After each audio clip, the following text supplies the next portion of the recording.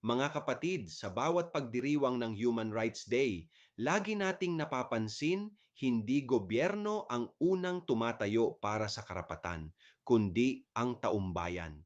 Habang abala ang mga nasa kapangyarihan sa pag-iwas, pag-red tag at pagbaluktot ng katotohanan, ang mga ordinaryong tao naman ang humahawak sa laban.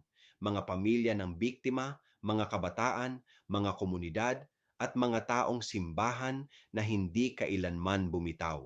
Sa totoo lang, kung umaasa lang tayo sa Estado, matagal nang nabura ang alaala ng mga pinaslang at dinukot. Pero dahil may mga mamamayang hindi tinatakot ng uhaw o gutom, nananatili ang pag-asa. Sapagkat ang karapatan ay nabubuhay hindi dahil sa batas, kundi dahil sa taong handang ipaglaban ito. Mga kapatid, dito natin nakikita ang mukha ng Diyos sa taong tumatayo para sa kapwa. Ako, si Padre Jesse Galilea, may pusong Pinoy, kasama ninyo sa pananalig at pakikibakang panlipunan.